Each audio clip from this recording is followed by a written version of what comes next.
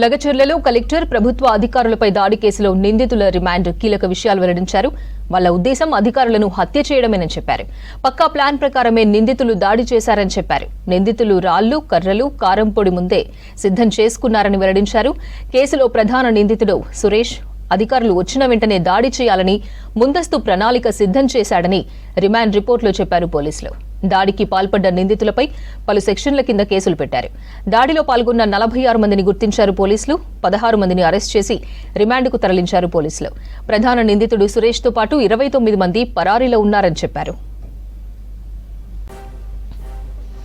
లగచర్లలో collector ప్రభుత్వ అధికారులపై దాడి కేసులో నిందితుల రిమాండ్లో కీలక విషయాలు వెల్లడించారు. వాళ్ళ ఉద్దేశం అధికారులను హత్య చేయడమేనని చెప్పారు. పక్కా ప్లాన్ ప్రకారమే నిందితులు దాడి చేశారని చెప్పారు.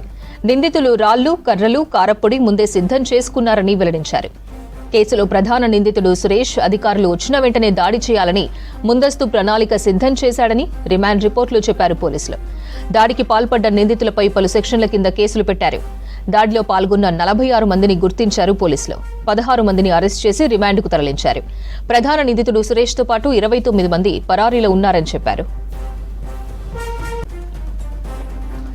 లగచర్లలో కలెక్టర్ ప్రభుత్వ అధికారులపై దాడి కేసులో నిందితుల రిమాండ్లో కీలక విషయాలు వెల్లడించారు. వాళ్ళ ఉద్దేశం అధికారులను హత్య చేయడమేనని చెప్పారు. పక్కా ప్లాన్ ప్రకారమే నిందితులు దాడి చేశారని చెప్పారు. నిందితులు రాళ్లు, కర్రలు, కారప్పొడి ముందే సిద్ధం చేసుకున్నారని వెల్లడించారు.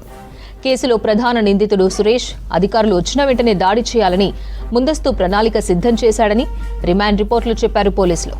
దాడికి పాల్పడ్డ నిందితులపై పలు సెక్షన్ల కింద కేసులు పెట్టారు. దాడిలో పాల్గొన్న 46 మందిని గుర్తించారు పోలీసులు. 16 మందిని అరెస్ట్ చేసి రిమాండ్కు తరలించారు. ప్రధాన నిందితుడు సురేష్తో పాటు 29 మంది పరారీలో ఉన్నారని చెప్పారు.